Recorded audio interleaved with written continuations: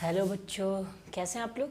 Welcome to your amazing channel must are the classes and today we gonna study about new topic in the class 10th biology and the topic is the what and the topic is the photosynthesis.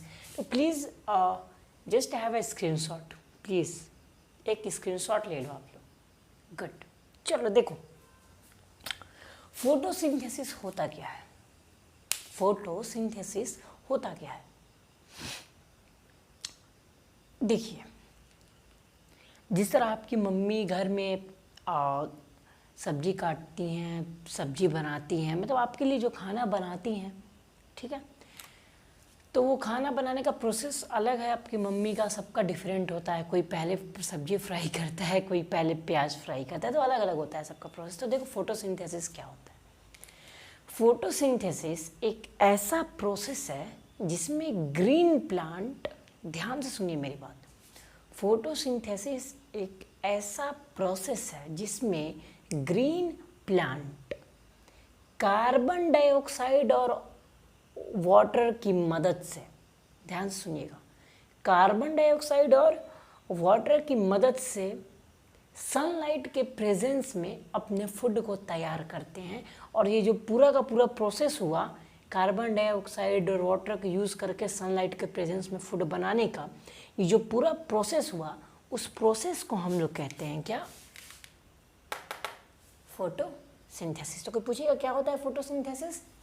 The process by which green plants make their own food by the help of carbon dioxide and water in presence of sunlight is known as photosynthesis. क्या होता है photosynthesis? वो process जिसके द्वारा green plant carbon dioxide और water की मदद से सनलाइट के प्रेजेंस में अपने फूड को तैयार करते हैं, उसी प्रोसेस को हम क्या कहते हैं, क्या कहते हैं गाइस, फोटोसिंथेसिस। अब देखिए, अब आपके घर में मम्मी को खाना बनाने के लिए क्या क्या चीज़ चाहिए, मसाला वगैरह चाहिए, मसाला चाहिए, ऑयल चाहिए और बहुत सी चीज़ें होती हैं, चाहिए ना। ठीक उसी तरह प्लांट को फोटोसिंथेसिस करने के लिए कुछ मटेरियल्स की आवश्यकता होती है, कुछ मटेरियल्स की ज़रूरत होती है। क्या प्लांट्स को भी फोटोसिंथेसिस करने के लिए कुछ मटेरियल्स की आवश्यकता होती है, ज़रूरत होती है। आइए देखते हैं वो क्या क्या से मटेरियल्स होते हैं, कौन कौन से मटेरियल्स होते हैं, ठीक है। चलिए तो देखिए, पहले आप लोग इसका एक स्क्रीनशॉट ले लो जल्दी से। गुड, तो देखो मटेरियल रिक्वायर्ड फॉर फोटोसिंथेसिस, यानी फोटोसिंथेसिस के लिए कौन कौन से मटेरियल्स की हमें ज़रूरत होती है, ठीक है। चलिए आइए, तो देखिए फोटोसिंथेसिस के लिए सबसे पहले हमें जिस चीज़ की ज़रूरत है, सबसे इम्पॉर्टेंट, वो है क्या, सनलाइट। क्या चाहिए, सूर्य की रोशनी, सनलाइट चाहिए। उसके बाद क्या चाहिए, कार्बन डाइऑक्साइड। उसके बाद क्या चाहिए, कार्बन डाइऑक्साइड चाहिए। उसके बाद क्या चाहिए, H2O यानी कि वाटर। और उसके बाद क्या चाहिए, क्लोरोफिल, जो क्या होता है, ग्रीन पिगमेंट। चलिए लेट अस रिकॉल इट। कौन कौन से मटेरियल्स चाहिए फोटोसिंथेसिस करने के लिए प्लांट को, सनलाइट, कार्बन डाइऑक्साइड, वाटर और क्लोरोफिल। अब मेरी बात सुनिए, ठीक है।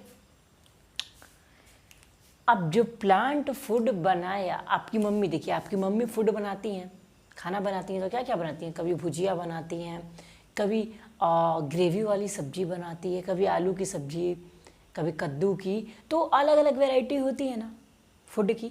ठीक उसी तरह अब देखिए प्लांट क्या बनाता है। प्लांट जो फूड प्रोड्यूस करता है, ध्यान से सुनिएगा, प्लांट जो फूड प्रोड्यूस करता है वो फूड ग्लूकोज के फॉर्म में प्रोड्यूस करता है।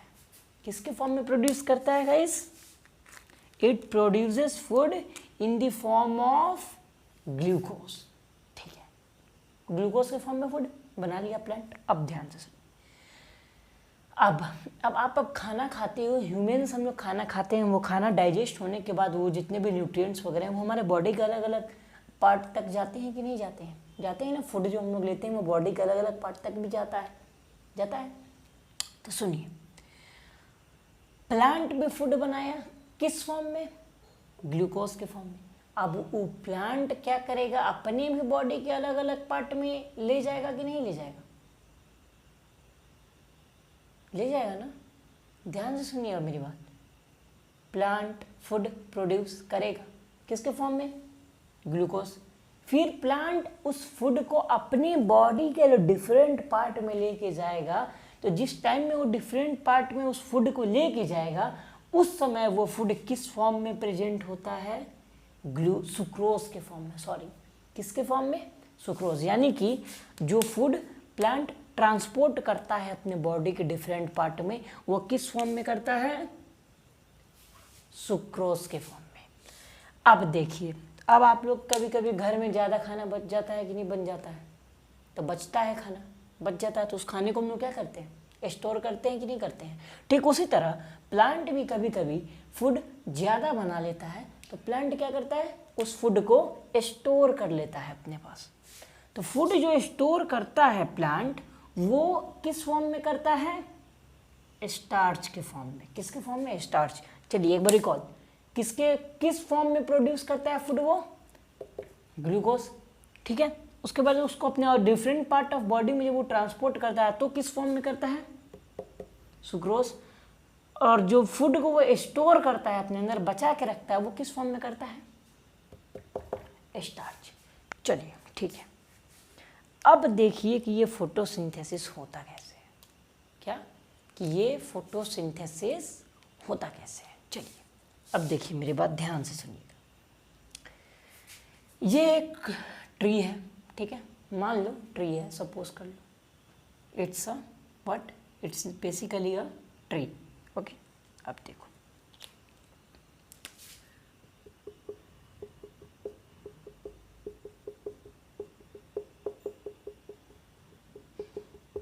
ये सॉइल है। क्या है ये? सॉइल है। अब सुनो मेरी बात। प्लांट को क्या क्या किस चीज़ चाहिए फोटोसिंथेसिस के लिए? वाटर और कार्बन डाइऑक्साइड। तो जो वाटर होता है ना, वाटर, वो प्लांट क्या करता है? उस वाटर को सॉइल से एब्जॉर्ब करता है। कहाँ से एब्जॉर्ब करता है? सॉइल से। तो देखिए, सॉइल से नीचे से H2O यानी वाटर ऊपर की ओर गया, ये देखिए लिप्स में पहुंचा। दूसरा क्या चीज़ चाहिए? Carbon dioxide. तो देखिए, कार्बन डाइऑक्साइड एटमॉस्फेयर में है, तो कार्बन डाइऑक्साइड अंदर आया। अब देखिए, कार्बन डाइऑक्साइड के अलावा एक और चीज़ क्या चाहिए होता है? सनलाइट। अब देखो, वाटर यानी H2O तो सॉइल से चला गया प्लांट के अंदर, किसकी मदद से? By root. रूट की मदद से चला गया ना। आप ध्यान से सुनो।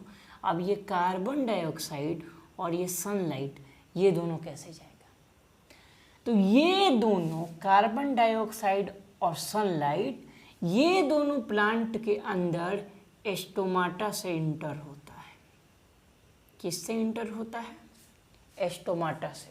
जैसे ही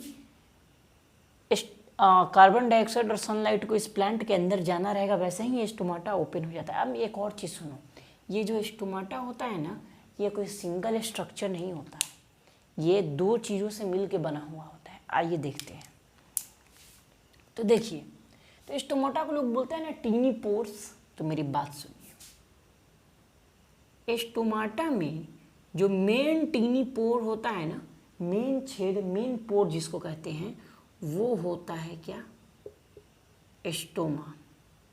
क्या होता है? स्टोमा। अब देखिए, अब ये जो स्टोमा है, स्टोमा दोनों साइड से गार्ड सेल से घिरा हुआ होता है। किससे घिरा हुआ होता है? गार्ड सेल से। कौन घिरा होता है? स्टोमाटा। तो ये दोनों क्या है बाबू? ये दोनों हैं गार्ड सेल्स। अब जैसे ही ये स्टोमाटा को जैसे ही कार्बन डाइऑक्साइड और सनलाइट को इसके अंदर जाना होता है, वैसे ही ये गार्ड सेल क्या करता है ना, इस स्टोमा जो मेन पोर है उसको ओपन कर देता है। तो गार्ड सेल का बेसिकली काम क्या है कि स्टोमा के ओपनिंग और क्लोजिंग को कंट्रोल करना। ठीक है, तो देखो